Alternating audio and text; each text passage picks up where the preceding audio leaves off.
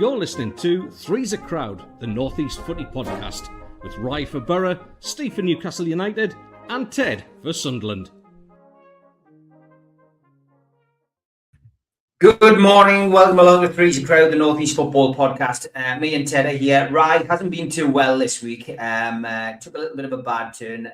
He's okay, he's back home, but he did go to hospital for a precaution. He might join us, we're not sure whether he can or not. He's having a few technical issues with his computer this morning. Can't get any sound, can't get any vision, which is vitally important when you're doing a YouTube podcast, unfortunately. Morning, Ted, how are you?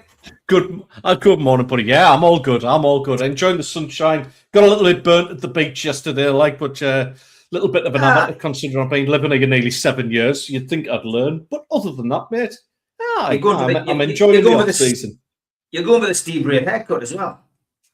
I've gone very aerodynamic. It's still got to come down another half a blade to be me full-on summer cut as well. Trimmed the beard down as well because I noticed in the last few of the podcasts, I thought I was getting a bit messy looking so smart myself up for you lads. You need to start grooming it, man. That's what you do. When it gets to that level, you've got to start getting all these fancy creams and coats and stuff like that, haven't you? That's what you've got to do. So, I've never done that. Olive oil, mate. Honestly, the Cypriots swear by it for just about everything. Rub olive oil on the beard, that'll groom it nicely, and yeah, away you go. But also, sprinkle a bit of salt on yourself, and you're cooked by about 30 minutes in the sun as well. You're in Cyprus, maybe he's not in Baker. I want to thank all the lads and lasses who turned up yesterday for the walk and football event that I put on in Gateshead Leisure Centre. Big shout out to the staff there. We did it, of course, for my charity that I'm an ambassador for, Age UK North Tyneside. The money goes towards helping dementia patients. We had Lee Clark, Steve Howie, Rule Fox, Darren Peacock, Paul Robinson, Paul Brayson, all pulling on their trainers for indoor football yesterday. It was walking football. It was advertised as walking football. I would say we probably spent most of the time running around a lot. Joe Allen was fantastic. Joe came along. He was proper playing to the crowd. He managed the team. We had a few fans as well, Newcastle fans, who paid to play with the legends, which was excellent. Brilliant. Superb day. And they played the media team. I played for the media team. So there was me, there was Steve Hasty from the Three Amigos, of course, on NUFC Matters. There was Ross Gregory. There was Lee Ryder. There was Matthew Raisbeck from Radio Newcastle and Simon Pride as well. Liam Kennedy and Jordan Cronin from the Geordie Journos came down to have a game. And yeah, we just had a fun day. A great amount raised. There we go, announcing it tonight. I'll announce it on the thing tomorrow as well. We raised £1,000 from the game. That's been transferred over to Age UK North Tyneside now. And big shout out to Beth as well. Cracking little footballer who plays for Dunstan UPS women's team. She was superb yesterday as well. It was good to have her involved. And thanks to Davey Brown, who came along and refereed the game as well. Davey used to play for me on a Sunday and a Saturday when I managed a Saturday team, and he was the man in the middle, and he was very kind enough to reward a last-minute penalty, which of course I took and scored. So thank you, Davey. Only person to be booked, Ted. Any guesses when you've heard those names mentioned? Oh God, Joe, I'm going to go outside the box. I'm going to say Rule Fox. That was me. Was it you? Only yellow card. Only yellow card. Paul Robinson had scored 4 goals, and I came on the pitch, and first darting run he made through the middle, I just clipped him and sent him sprawling. My first contribution to the game was giving away a penalty, which is great. So if you can play, stop those that can. thanks to Neil Jackson from Media Arts, who captured the whole thing. So we will be putting it out in July on our channel. So well done, mate. It is a laugh anyway. It's a good laugh. And we did back-to-back events. We actually did another one on Friday night. We did a monologues event. We did Arthur Mackenzie's monologues at the Irish Centre. 50 people turned up for that. It was a sellout crowd, only 50 seats. And we did another 384 quid. So just short of 1,400 quid raised for dementia this weekend. And it's been well worth it. So classic weekend. Good weekend. It's internationals and World Cup obviously on the horizon. So no football for Newcastle, Sunderland or Middlesbrough. So people in the chat, get your questions in. You don't often get a chance to ask us questions. So ask us some questions. Can be about Newcastle, Sunderland, can be about Middlesbrough. Otherwise, we can't promise to give you a good answer on that. But please get your questions in the chat if you've got anything that you want to ask, and me and Ted will do it. But we'll start with England. England played New Zealand last night. I did get in time to watch it, and it was a typical friendly, probably the best way to describe it. First half, one team, second half, completely changed. I think we are going to struggle in the World Cup with the squad that he's picked. I thought that from the outset.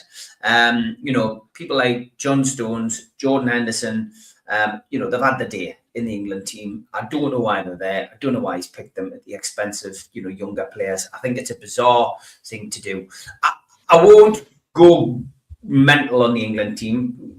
I don't think it was as bad a performance as I've seen in other friendlies in recent times. I probably thought, true. I probably think Rashford probably played quite well. And he was ably supported, on that left-hand side. By probably the shot conclusion. I think everybody expected Lewis Hall to go to the World Cup, but they've obviously gone. They've gone for somebody else. And from our perspective, we're looking at it and thinking, this is some bizarre selections. 1-0, Harry Kane scored. Great goal by Kane. Good crossing. For Kane to put the ball beyond the keeper to make it 1-0. I know it's warming up. I know it's you've got to get used to the heat and acclimatise. What was your overall take on the England game last night?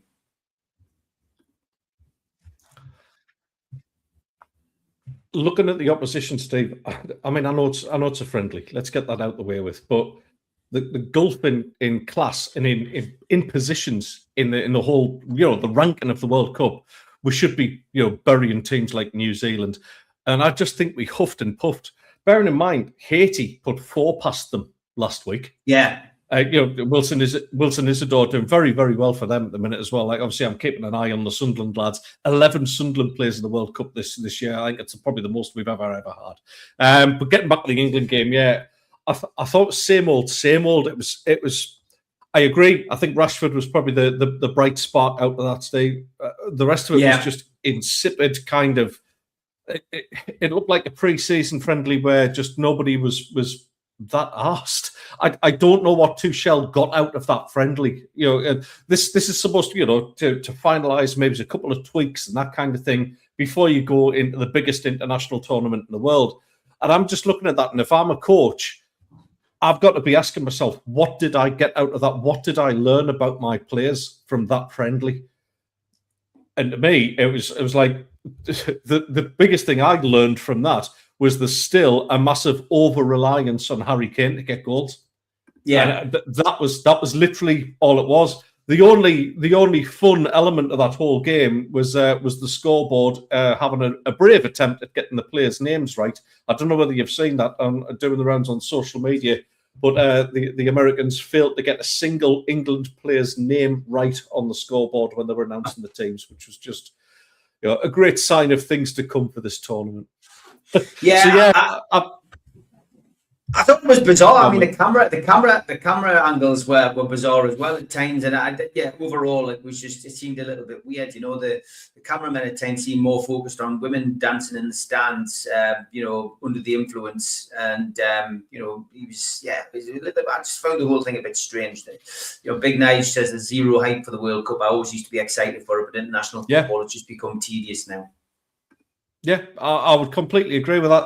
I know we're going to do this show over the World Cup, so I've got to fake some enthusiasm for it at least. But the whole object, I would absolutely love for me to get some sort of excitement back about, but that did them no favours at all. What have we got here then, Steve? These are the rule changes, right? So here's the rule changes for the World Cup. 5-second countdowns for throw-ins and goal kicks. Red cards for players covering their mouths during confrontation.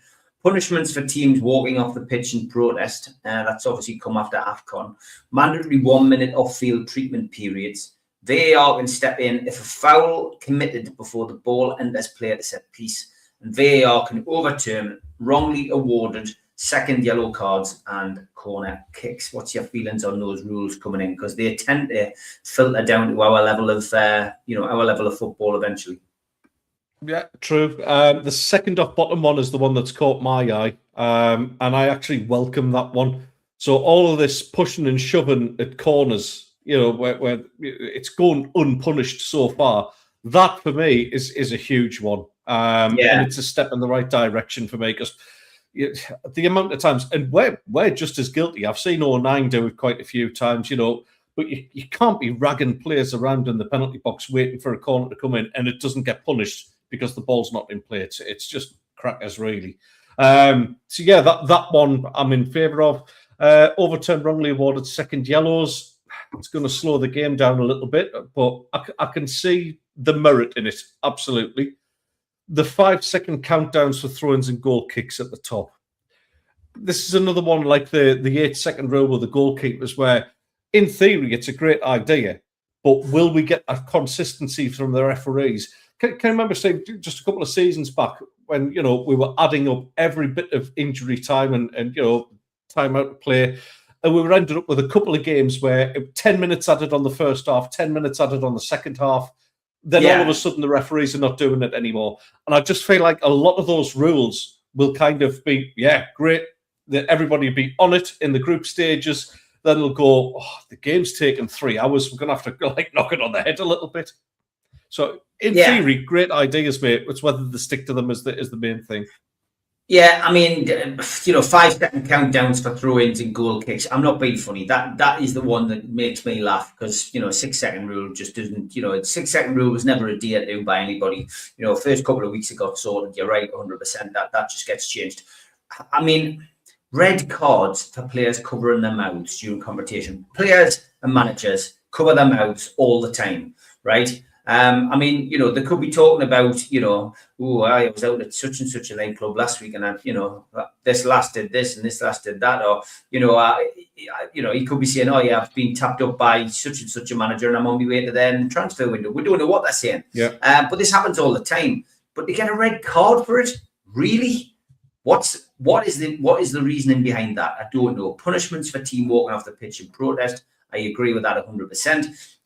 Any team that isn't that a thing now? Pitch, well, I would have thought it was, but AFCON proved otherwise. And I mean, they walked off the pitch, came back on, and ended up winning the game, didn't they? I think so it can affect the other team. So I think there does need to be something. If you walk off, if you walk off the pitch, unless you're in fear of your life, then maybe there should be some kind of punishment. Maybe the game gets annulled and void and has to be replayed, or I don't know, something like that. Or, it has to be a punishment for the team that's walked off. Mandatory 1 minute off-field treatment periods. Again, when a player gets injured, most of the time it's genuine, but we do get a few people who just roll around on the ground for no reason to waste time. It's part of the shithousery in the game. But 1 minute off-field treatment period is, sometimes it doesn't need 1 minute, and sometimes it needs more than 1 minute. I don't understand that. VAR can step in if a foul's committed before the ball enters play at a set piece. Now, that's one of those that will confuse people. That will confuse people. That will, because, if VAR can step in at any time, we're starting to get VAR starting to become more important than the rules of the game. It's, suddenly, the flow of the game is spoilt by VAR already. If you're giving VAR more power, Ted, that's going to be an absolute ball ache. Remember what I said probably about 1.5 2 years ago, and this, because of where this World Cup is being played, watch what happens, because the amount of VAR breaks they're going to be taking for this, I'm telling you now, they will use this as commercials. The American TV companies definitely will use this as commercial time, and it's coming whether we like it or not. It's the other one I take a bit of exception with as well. It's a bit of a dodgy one. So the 1 minute injury break there, 1 minute off-field treatment. That's right. So let's say that's as a result of a foul. Okay, so the player goes down. Let's say for argument's sake, it's Joe Linton. Gets a heavy challenge. He's down. He's got to be taken off. He's all right. He can continue. He's then got to stand on the sidelines for a minute while the team committing the foul is at 11 players. Yeah. Now, for me, that's something that needs addressing. Why is the team that's being fouled actually at a disadvantage in terms of the number of players on the pitch? Do you take off? Do you then look at taking off the player committing the foul as well for a minute to balance things up? It's a bit of a weird one. I can't see that going down well at all. Like I say, it puts the team at a disadvantage, possibly without them actually warranting it. Yeah, I don't mind that bottom one. VAR can overturn wrongly awarded second yellow cards and corner kicks, but I would hope that it wouldn't affect the way the game flows. What I don't want is suddenly the referee halting the game and there being a check on a second yellow card or a corner kick. It should it should run fluidly. There should be an indication straight away that yes, we can't have it going to the screen and hanging around for 2 minutes to double check whether it's come off the back of somebody's leg or somebody's foot. Shouldn't be handed back to the. I agree, mate. It shouldn't be handed back to the referee. That should be the off-field VAR. Yeah, absolutely crazy. But this is what happens. World Cups bring new rules, and they've built it down into the Premier League and other leagues around the world. Thank you to Steve Hasty for sending this in. So this is what Ted was mentioning before: Jordan Pickford, John Conser, Mark O'Reilly, Harry, Marcus Stones, Jordan Gahey, Kobe, Morgan Anderson, Ollie Kane, Dejed Bellingham, and Jarrell Rashford. Actually, Jarrell sounds better, doesn't it? Wonder whether Marcus likes Jarrell better. Sounds like a basketball player. What on earth has happened there? Have they used ChatGPT to do the team? The only one that got right was Pickford. I didn't realise that.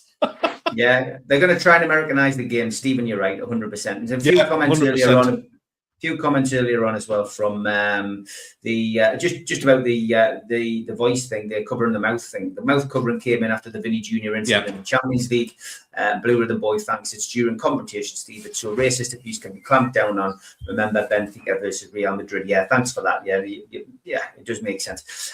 This is the other thing that does get on your wick when you're playing in a hotter country as well.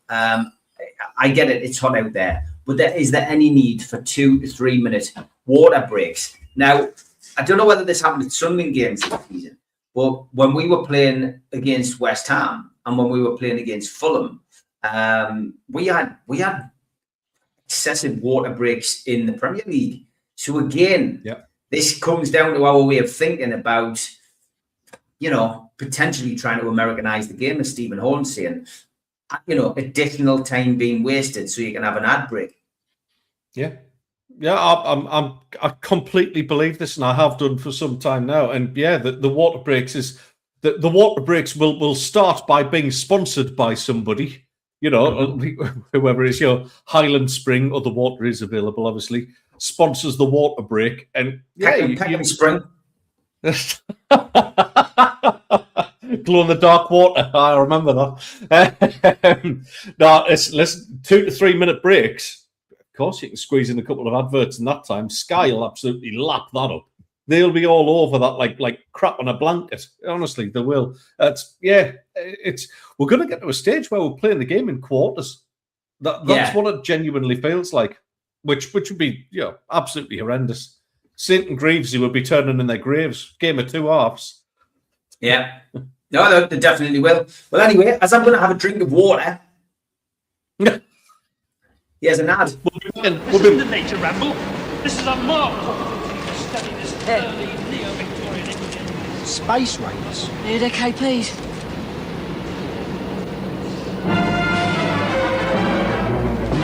Crunchy space treasure.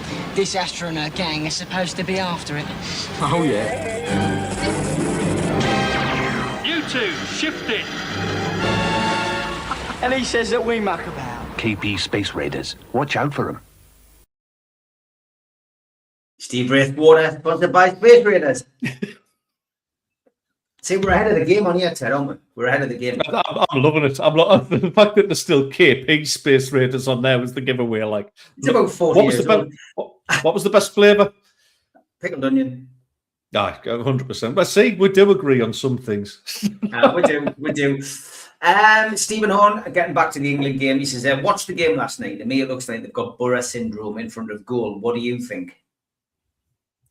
Yeah, to be honest, it wasn't just shot shy though. It just seemed to be shy of creating clear cut chances. It was just pedestrian. Like I say, you know, I get it in terms of like I'd be more worried as a Borough fan because that's in a competitive environment where that's happening.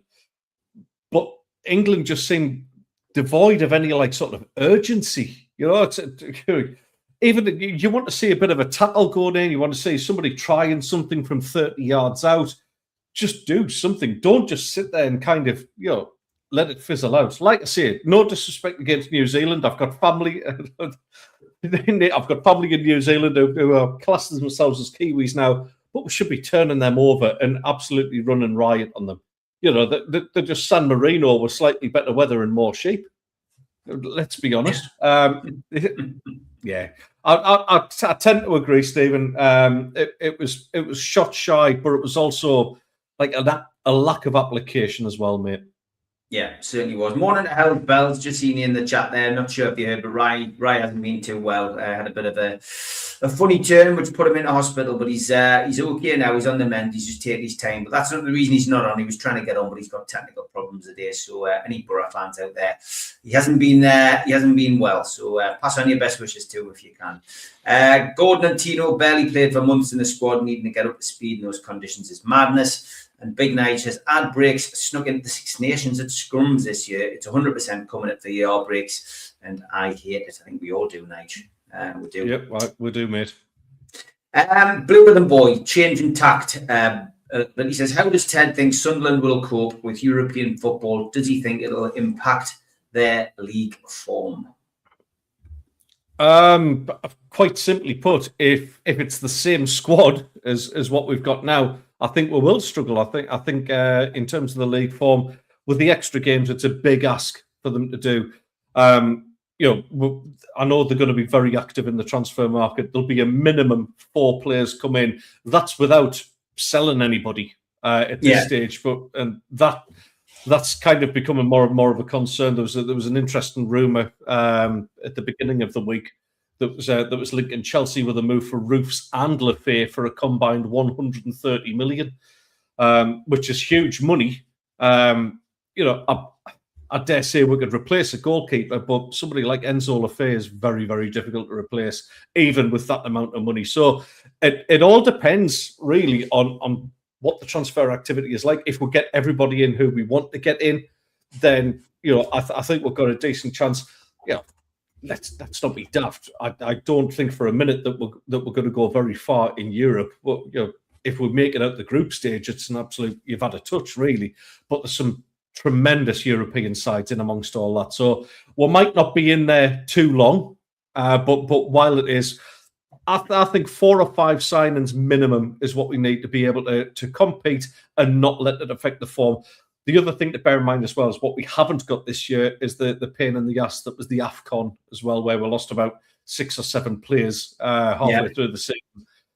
Big one that for me. I'd like to see us get somebody who can step in for Granit Xhaka, because obviously, you know, I don't expect them to play quite as many games this time around. Getting on a little bit, but we need to keep him sharp. And we need to have a decent player who can step in. And yeah, I was trying to wind Bry up a little bit earlier on. I think Hayden Hackney would be a great signing for Sunderland, you know. I think it'd be a good signing for Newcastle as well. So yeah, I mentioned that to somebody today. We've got to start thinking outside the box because we're not shopping in the same shopping in the same kind of store for players this season round with us not having Europe. But look, I think Sunderland might they've got to batten down the hatches and be prepared to be tested for the players you mentioned, potentially Dan Ballard. As well, and they've got to hope Xhaka has the same kind of season next season as he has this season. He's got the experience, Xhaka. That's the one thing. But he's, it all depends on who they bring in. But it's an important transfer window for all 3 Northeast clubs this year, and that's the key really, and how you balance it out. Over the course of the season. But yeah, it will be interesting to see. Stephen Kennedy's just sent us an email. He says, I've got a question for you lads. I've had a run-in with a Borough fan and an Everton fan who've been taking the proverbial out of tune fans for the bad season that we've had and calling the PIF for not following through with their so-called big talk at the time of the takeover. I've tried arguing that the Premier League have changed the rules to stitch us up and in turn stitch up Everton and all the other sides outside the Big Six. They wouldn't have it. As a Sunderland fan, Ted, do you see this as a fact? Or do you think that we're all whinging Geordies and we should just get on with it? Don't put words in my mouth like that. I didn't. Stephen did. Honestly, Stephen, there's such a lot to unpack with that. It's a great argument, and I think we'll be having it for the next couple of years as well. It'll be interesting to see how the non-European season will affect it for Newcastle United. I think they've become victims of their own success in terms of they've actually stuck to the rules. And, if you've been ballsy enough to do what Chelsea have done and a couple of others who, Nottingham Forest as well, who sailed close to the wind, took a couple of points deduction or some sort of fine that Chelsea had. I think if Newcastle had just said sod it to the rules for a couple of signings, probably nothing would have been happened to their detriment. Newcastle have actually stuck to the rules and it's shot them in the foot. That's the way I see it. So yes, I do think you've got a case there to say that it's something that's there to favour the top six. Of course it is. Look, we don't have to even look at the financial rules to see that it's a top six biased Premier League. You look at something like the signing of the season, transfer of the season, as voted for by the Premier League pundits, and the Manchester United keeper gets it. Yeah, really, seriously? No, sorry, but I mean, anything other than Granit Xhaka is absolutely insane. So, listen, we'll always be the poor relative in the Northeast. That's why we do this show. We have that rivalry between ourselves, but we also know what it's like to be on the crappy end of media coverage, on the crappy end of the rules, on the crappy end of refereeing decisions. That's something that I think we'll always have to a certain degree. But yeah, top and bottom of it is, I do believe the rules have affected Newcastle United, but they've almost let it happen by actually being law-abiding and sticking by them. Yeah. We haven't broken the rules, and that's. I think you've got to respect Newcastle for that in one respect, because they ended up winning a trophy respecting the rules. So we'll be interested to see what happens over the course of the next few weeks. The transfer window officially opens on the 15th of June, of course, closes on the 1st of September. Although business can be done with players who are moving to England from abroad. So we'll wait and see. Okay, halfway through the show, as always, we will have a few Trolls of the Week.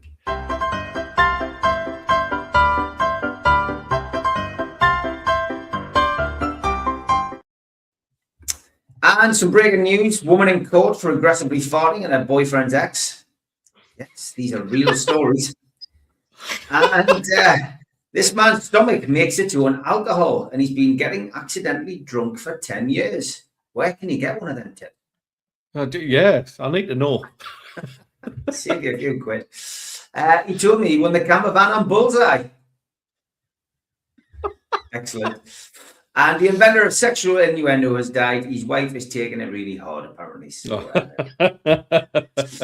hey guys, looking for a room to rent in the next 2 to 3 weeks in Perth, preferably Scarborough area. DM, please, if you've got a room. I'm a shift worker, nurse, so not around a lot of the time. James is quick to reply, I have a room, just give me a week to move the wife and kids out. Anthony Gordon, after doing 7 kick-ups, said he's bar set unveiling in the July sun.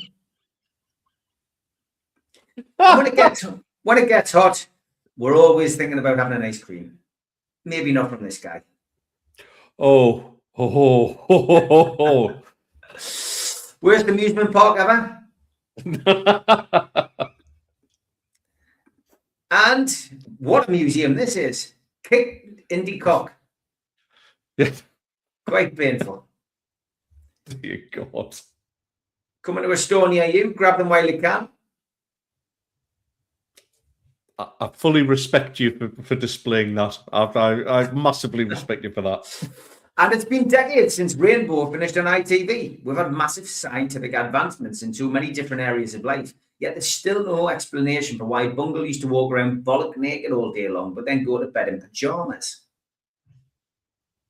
Very true. It's true. These things you don't think of. Champions League, of course, PSG won it. Here's the Gyökeres heat map.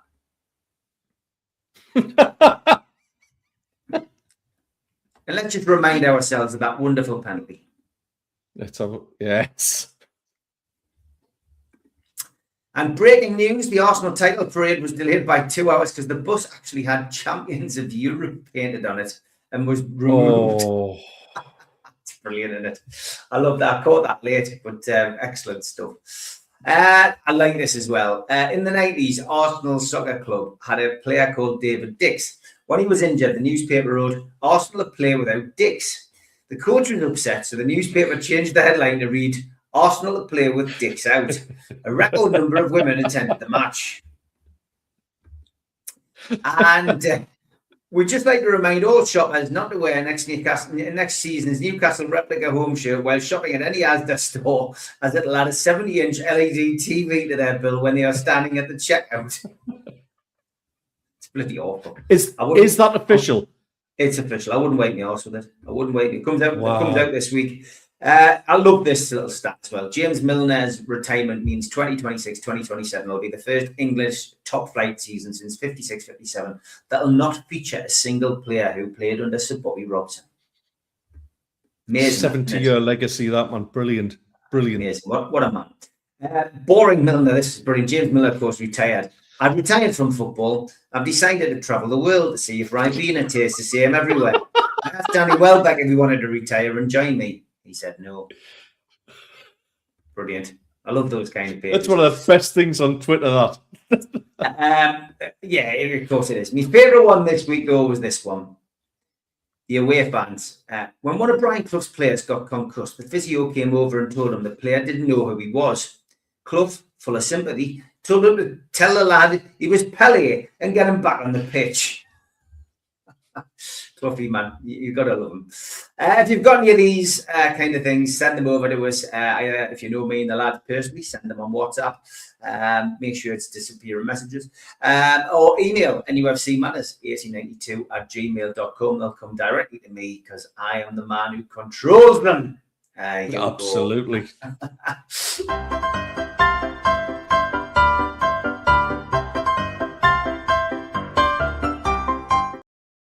Keep your questions coming in. We'll try and get through as many as we can. Gary, thank you for yours. Do you think these new rules are forcing teams to ask a ridiculous price for players? Go on, were you going to say something?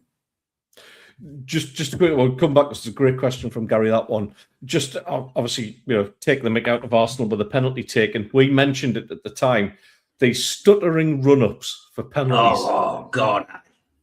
Again, it's something that me and you actually get angry about because invariably, I don't think I've seen it work more than 10% of the time.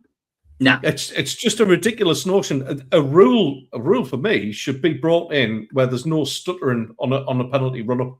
Because for me, it's not serving the penalty taker any good, and you're trying to cheat the keeper out of it as well. It should be a consistent run up, no more than 3 steps, and just hit it. None of this dramatics and sort of little tribal war dance and all that thing before you start and hit the penalty. It's crap, and it's proved it now. Eze, if I was an Arsenal fan, I'd be absolutely furious at Eze because that's the 3rd time he's done it now, and he still hasn't learned his lesson. No, definitely not. No, I agree. I couldn't get the clip for today, but obviously the charity match yesterday. I mean, for me, I've always had a set penalty, and whenever I took my penalties, I always used to go for the Mickey Quinn penalty. Ted, back to goal. Short run up, bang. Quinny's penalties were great. Two of the greatest penalty takers, Mick Quinn and Ray Stewart for West Ham. Ray Stewart's record, I think, was 49-49. Never missed a penalty. Absolutely brilliant. Unreal. Julian Dix was another belt as well. He was another West Ham player. Net out. Another West Ham player. Actually, I have got something, and I forgot about this. I've got something which I'm going to you like doing quizzes. I think I've got one. You might have Oh, yeah. seen it, so you might get this quite quickly. But we'll open it to the chat. So if you know it, I'll ask you at the end. But we'll give the viewers a chance to suss it first. Oh, yeah. Okay, so where is this? Let me get this clip somewhere. Here it is. Right. Okay. So I want you to guess who the child is. Okay, that's all you're getting. Okay. Who is the child? Obviously, it's got to be somebody well known. But who's the child?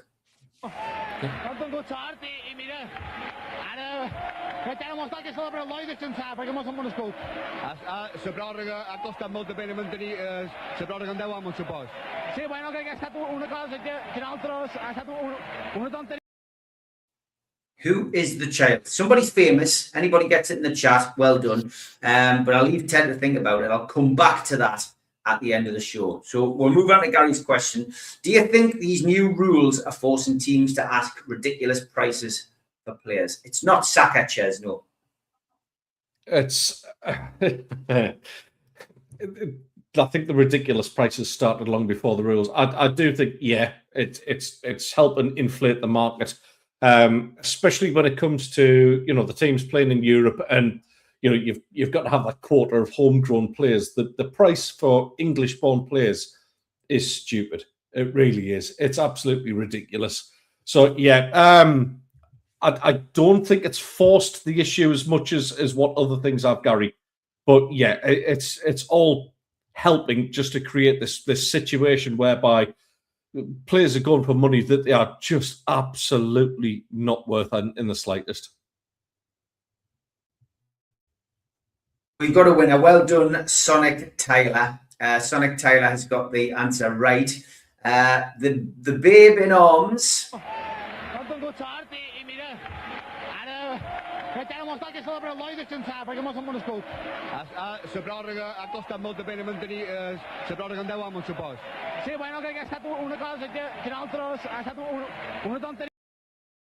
Yep, it's Rafael Nadal. Wow. The tennis player. Basically, the person holding him is his uncle, Miguel Angel Nadal, who was a famous defender for RCD Mallorca in Barcelona. And it was from a 1989 stadium celebration. It's a very rare clip. But yes, there you go. Rafael Nadal was the beast of Barcelona, wasn't he? Yeah. I'm sure that was his nickname. It was an absolute hard nut. The defender, yeah. Yeah, it is, yeah. So but yeah, tennis legend in his arms. So there we go. Fantastic. Well done, Sonic. My answer to your question, Gary, do you think these new rules are forcing teams to ask ridiculous prices for players? Of course it is. And it'll never stop. I mean, I did an article in the Fanzine years ago saying that the Premier League's bubble would burst, but it hasn't. It's a farce. It really is. And things are changing. Stephen says the more you pay for players, the more you pay for shirts. Blue Rhythm Boy says Steve Hasty made a good point on Friday about fair market value for player transfer fees recently. Yeah, it's crazy. And half of the overpriced footballers end up at Borough. For example, Strelic, says Steve, up at Borough. Yeah, Steve, you're right. And that's what used to happen in Newcastle. Sunderland, I think we've all been through it. I think we've all ended up with players. Yeah. Who was that player you ended up with? You couldn't shift him for love nor money. Jack Rodwell, he just wouldn't leave. You know what I mean? Because he was on too good of wages. Newcastle and Sunderland and Middlesbrough, just learned the hard way by, and until Steve Gibson came in, they didn't. Middlesbrough don't do that as much now. I don't think as they used to. But everyone makes mistakes. They had their fair share. I remember them having Alan Boksic, who I think was nicknamed Alan Offsick for most of the time. Like I see, he barely played a game. Yeah, we had a few. I mean, some of the French contingent that were bought, we had a couple of gems, but we had a couple of stinkers as well, and they were on the wage book. John Allen Boomsong, who Newcastle had been offered the year earlier for about £1.5 million, and then Graham Souness went and spent £8 million on him. He was absolutely useless. Henry Savier is another one, Blue Rhythm Boy. You're right. Yeah. Newcastle have got a history of bad buys, bad investments, which cost them an absolute fortune. You got your own back though. You got your own back when you had Sissoko, because the amount of money you sold him for to Spurs was absolutely criminal. Absolutely criminal what you've got away with there. let's see what they're going from big nights there. Yeah, just when you think you've forgotten about Rodwell, someone mentioned his name. Yeah, exactly. But I mean, farcical. Even Newcastle fans remember him, clearly. But yeah, we've had a lot. Did you wear contacts at the Walton game, Steve? No, I didn't, Roger. I had them on, like, I had my glasses on pre-match, but no, I mean, I didn't need to wear glasses or anything either. So no, I just cracked on. I'm probably going to get my eyes done, Roger. Yeah, I'm going to get my eyes done. Roger. I'm going to get them. Lens replacement. I think that's what I'm thinking about anyway. So if I get it done, it'll be rather sooner rather than later. I've only had glasses for 4 or 5 years, but yeah, I've decided that it's a good opportunity for me to get my eyesight sorted. It's important for my job as an actor as well. I find it more difficult doing stage work. Because I need glasses, so I might get that kind of corrective surgery done on my eyes, because, as I say, it's very important for work. Blue Ribbon Boys. Thanks for screwing up any potential sponsorship deal where we're going to get with Specsavers, like Steve. I mean, just selfish. These people who do eye corrective surgery, Optical Express, other people are available. Probably will come on board as a sponsor. See, you didn't see that coming, did you? Blue Ribbon Boys says, I think the new SCR rules will benefit Newcastle and Sunderland. The likes of Bournemouth and Brentford will be hampered, as will promoted teams. Do you agree? Yes, I do. I do agree. But at the minute, teams like Bournemouth, Brentford, and Brighton, they're a conveyor belt of talent, but it doesn't last forever. And I'll point to the other team on the South Coast as the example. Southampton went in exactly the same way. Player after player after player after player coming through, Van Dijk and this one and that one, and Tino Livramento, and the big clubs come in to take them off you. You make some money, but it doesn't last forever. And the new rules, squad cost ratio, changes the goalposts, and it does, and it stops these teams who are daring to rock the boat and daring to challenge the so-called Big Six. That's the reason that that is what's going to happen. And Sunderland, Sunderland are in that group now because they've qualified for Europe. They'll hamper Sunderland's attempts to gate crash the party, Ted. 100% they will, and it's I guess the only thing that saved us is previously, the seasons before that we spent very, very little. Then we've got big prices for the likes of Joe Bellingham. I still can't believe we sold him for what we did, to be honest. So, we're in a good position right now. We've underspent, even though, it was 14, 15 players we brought in. We actually underspent on our budget quite considerably, to be honest with you. So I think in terms of spend for next season, we've got something in the region of 125 to 150 million. Right. Now, if we do, continue this vein, and I noticed Newcastle doing it as well. I noticed you were linked with the French under-21s keeper for something in the region of 20 million euros, which is like, we're bought. That's the sensible. He signs on Monday. Yeah. It's sensible acquisition. Let our head coaches coach. And let them, bring these players on rather than going for the obvious overpriced players. I think we're doing it the right way. I don't think Sunderland or Newcastle will go absolutely crackers with the spending this season. I think yes, there is a rebuild for Newcastle. There's certainly urgent reinforcements required for Sunderland as well. But it'll be done within budget and sensibly. I don't think we'll be at any risk of breaking the rules. And we've got 2 head coaches who are extremely good coaches at what they do. They'll bring these players on, and maybe not the complete article when we get them, but we will improve them and we'll shift them on for bigger money as well, I think, as well. Now, I don't want to get caught in a trap with this question. What's the crack with Sunderland joining up with Elvis Presley's estate, Ted? Yes, yeah. So the eagle-eyed fans spotted something on the scoreboard in the last game of the season, where it was a black background with the pink Elvis Presley autograph saying "Some things are meant to be." All very cryptic.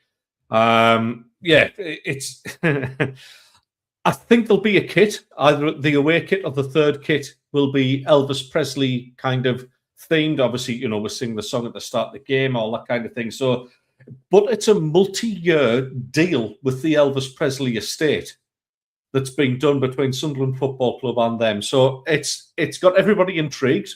Nobody knows 100% what's happening with it. Everyone's got a theory. I think certainly the away shirt will happen. I mean, fans are going to have suspicious minds, of course. Yeah. Oh, Jesus Christ! That was shit. It was good. I've got a feeling though that there will be actually, you've seen these like sort of Las Vegas shows and all that kind of thing. ABBA have done it as well, where they have the hologram shows. Yeah. I've just got a weird feeling that there'll be some sort of Elvis Presley concert at the stadium, like the whole hologram show, all that kind of thing as well. Who knows? It's a crazy one, to be honest. I'm looking forward to seeing what it's all about. I think the commercial team are doing brilliant stuff. The teasers behind it, getting Hummel nailed down for another 5 years as well is massive for us, but certainly in my opinion. So yeah, let's see what happens with the Elvis Presley thing. It's got everybody intrigued though, without a doubt.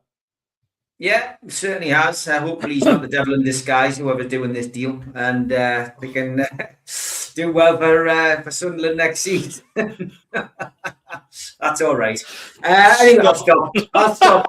That's all right. Do you think Harry Maguire's past legal troubles are the reason he didn't go to the US allegedly? But it's not allegedly. He was found guilty, wasn't he? I do think that played a part, Blue Rhythm Boy. I do. We'll never know why it happened, but of course, he was arrested. He was on holiday, and what will be will be. It could have had an effect, but he had to make a decision, didn't he, Tuchel, on the squad selection, and you can't take a load of 30-somethings. Not that we're ageist, of course, but you can't take a load of 30-somethings. He's already got Jordan Henderson. He's already got John Stones. Both of them haven't played a great deal of football this year, and he's got to have a couple of older heads. So he's decided to take Dan Burn ahead of Harry Maguire. I can't argue with that. That's Jarrett Elvis. Yeah, he was good. Is he still going? No, he must be dead. He must be dead. Must be. He's got to have been. Yeah, Jarrett Elvis used to do Heaven, didn't he, on a Sunday night? He used to go down there. They used to do that thing where they used to put a bungee rope around you, right, at the club in Heaven, and you basically had to run from the back of the room to the front to the stage, and if you could pick the can up at the stage, it would drag you all the way back. But obviously, you got what you didn't spill. It was one of the games on a Sunday. I can't believe we even did that. Yeah, tremendous. It's no wonder we're all loopy, our age group. I think it was Breaker, kind of Breaker. I think that's what it was. Or might have been Red Stripe. Might have been Red Stripe. Lads, who would you pick as your top 3 goalkeepers for both of our teams and rank them 1 to 3? Well, I'll go first because I've had time to think about it since I saw the question. Roofs is definitely the best keeper in the region at the moment. I would say Nick Pope is the second best keeper, and I would say I haven't watched a great deal of Sonny Diang or Sol Bryn, I think it is, who were Middlesbrough, but I would say Sol Bryn's probably the third. So I would say that Nick Pope is a great shot stopper, but he's terrible with his distribution. I think Roof's all-round game is probably the best of the 3 keepers, and I'll go for Sol Bryn as the third choice. So that would be my choice for the keepers. Yeah, top 2, 100% agree with that, Steve. Third, I'm going slightly off the beaten track here. Matty Young. Trust me, Matty Young is going to be a serious talent. He's going to be our future number 1 for many, many years to come. If we do sell Robin Roofs in the next 2 to 3 years, which is more than likely, Matty Young will be one of the best England keepers of all time, 100%. So I'm putting him in third at the minute. He's been phenomenal for Salford while he's been on loan. So yeah, I'm sticking Matty Young in third place. All right. Will they start selling Sunderland Winkles in Tennessee? Pink slices, Stephen. Pink slices from Jackie White's That's market. Blue River Boy says, lads, what's your thoughts on Slot going? It seemed sudden. It's strange it didn't move for Alonso, given the second half of his Leverkusen team. I mean, Slot going wasn't a surprise. I tell you what made me think that Slot was going to go this summer. It was when Mo Salah put that long social media message out about getting back to heavy metal, etc. And about 97% of Liverpool's squad liked the post. I thought, well, that's not going to go unnoticed by the hierarchy at Liverpool. He got them into the Champions League, but 12 months after winning the Premier League, you get sacked. Really? Yeah, I don't think he's a bad coach. He's had to go through a difficult transition. The start of the season with the whole Diogo Jota thing was horrendous, absolutely horrendous. And I feel for the players, the teammates, of just losing somebody who you think is just going to be there all the time. You're going to be at that club must have just been a horrendous and harrowing thing to go through. So I think the start of the season was always going to be strained. And obviously, you're going to lose other players in terms of transfers out. The likes of Virgil van Dijk's another year older, Salah's another year older, and they're not as sharp as they used to be. So I think he had a very, very difficult job on his hands on a Slot. I think he'll get a decent job again in Europe. I think Xabi Alonso must be absolutely furious with himself for taking the Chelsea job, and then 2 weeks later, the dream job shows up and he's not going to be able to take it. But Iraola moving in to take the job at Liverpool, I think that's a really savvy appointment, to be honest with you. His team's played good football. Bournemouth were excellent this season. I think as long as the players show him some respect, there's always a danger when somebody like Iraola, he's just making his name really in management still. So as long as there's no sort of player politics and player power that undermines his authority, I think it might be onto a winner there. And I think they'll play some decent football next season. I mean, Areola, whatever he's called, it's a strange scenario for me seeing him go there. It smells a little bit of Thomas Frank leaving Brentford and going to Spurs. Is he going to be able to handle the size of Liverpool? Coming from such a small club to a big club like that, that's going to be the big test for him. I'm not so sure. He talks a good game. He speaks a good game. His football suits Liverpool. We all know that there's the Liverpool way, the West Ham way, the Newcastle way, whatever. It's I don't know. It will be interesting to see what happens. Will be interesting to see what happens. Do you think the same three promoted teams from the Championship will be the ones that go down this year? That's a great question. Oh, that is a superb question. Go on, Steve. You first, mate. Well, I need to double check. I mean, we know Hull came up. I can't see Hull staying up. I would be very surprised if Hull managed to stand the test of time in the Premier League. It takes a massive amount of investment, to get promoted, and then it takes a massive amount of investment to stay in the league. So, God, it's a big shout. It really is. It's a big shout. I think for the other teams, let me double check. Still can't get the list of teams that got promoted. Can you help us? Who got promoted? Ipswich. Right, Ipswich. And probably got the Coventry. best. Ipswich have got the best chance. I think as far as the two teams below Coventry, they've got to keep a hold of the manager. The manager is the key there. Is it McKenna still? Kieran McKenna, who's still there? Yeah. I think if he gets poached, they've got a problem. But I think if they keep McKenna, I think he's good enough to keep them up. I'm not convinced Coventry will stay up. Lampard did a great job getting them promoted, but he always struggles in the Premier League. So again, it's down to it's down to investment. I think Jimmy Hill's ghost will be there to haunt Sunderland next season. But other than that, can't see Coventry staying up. So Ipswich, I think, will. I would say Coventry and Hull will be the teams to go down because Lampard's not good enough in the Premier League. That's my opinion. What about you? Weird this. We should really try and just invoke some sort of argument because we're agreeing on most things today. And I do on this one as well. I think Ipswich have managed to sort of retain the nucleus of that squad together that got relegated from the Premier League. They'll have the money to spend again. I think the only one who they sold was Delap. And to be fair, he hasn't exactly tore up any trees at Chelsea either. So they'll need to spend a little bit, Ipswich, but they've got that experience. I think Ipswich will stay up. Hull City, I can't see them what's now known as doing a Sunderland, going up through the playoffs and then really impressing. I know for a fact they haven't got the money to do it. That's an absolute fact. I think they're going to struggle. Out of Coventry City, I just want Coventry to get relegated. Whether it will or whether it won't happen, I want to see Coventry City get relegated with the lowest points total of all time because that's what they deserve. They're a scumbag club. We've got Coventry to go down. We've got Hull City to go down.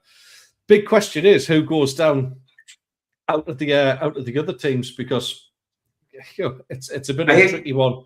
I agree that Forest could look at the drop if Anderson and Gibbs White go. I think the madcap owner is always going to rock the boat with any manager. You know what I mean? He just gets involved in things he shouldn't.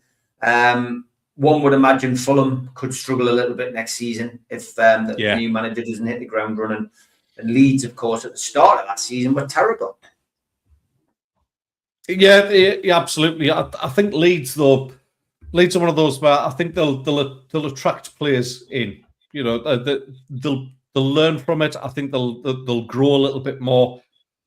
Towards the end of the season, their form was excellent. Once they got accustomed to how it worked, we got a vital win down there. But for large portions of that game, they absolutely battered us. I can see Leeds surviving. I think it's a really great shout about Nottingham Forest. Yeah, because especially if they lose vital players. The other one as well. I know they had a brilliant season, Brentford, but certainly Jesus, the striker, will attract a lot of interest from other clubs. They need to hold on to players like that. They didn't quite make it into Europe as well. So a club who's got European football could prize them away, and that could leave Brentford, struggling to recruit to replace players again. So I'll say Forest for now, but I think Brentford just might be in a little bit of danger as well. Sunderland are fourth favourites with the bookies. I saw that. 2-1 to go down. Apparently, Sunderland. When will the bookies learn that we just love being an underdog? Mm-hmm. Yeah, I mean, we'll look ahead to next season a bit later in the summer, but I don't think Sunderland will be struggling with relegation or Newcastle for that matter. The end of the show has come. We send our love to Rai. Get well soon, big man. Hopefully he's okay. And thank everybody in the chat for staying with us. We will, as I say, be continuing all the way through the summer with our shows. Here is one of Ted's cards. You've got a new arrival coming this week as well, haven't you? Well, yeah, this is Stelios. I've got a new arrival coming on Thursday. He's been looking at us for the last 10 minutes. He just wanted to get on camera, and show off. Oh, bless him. Very good, David Hackett. Thank you very much, mate. Yeah, I've been for the consultation, mate. So I'm going to get it fairly soon, mate. So I'm not going to Turkey though. I've got too many holidays planned as it is, but I'll be getting it good in the good old UK. Okay, we will finish there. We will be back either Saturday or Sunday next week. We'll sort it out with Rai at a later date. But for now, good night, good day, have a good day and enjoy your Sunday dinner. Take care. Today I'm going to teach you about one of my favourite guitar chords known as the James Bond chord. Very famous for being in most, if not all, of the James Bond films. And it usually happens after he says one of his infamous lines like, oh, Mr. Goldfinger, yeah, come in. We've got space for you to have a haircut. Come on, sit down here. Fucking joking, dickhead. I'm not really a barber. I'm fucking James Bond. Short back and blow your fucking head off. Twat! Three's a Crowd podcast will return. That's not a threat, it's a promise.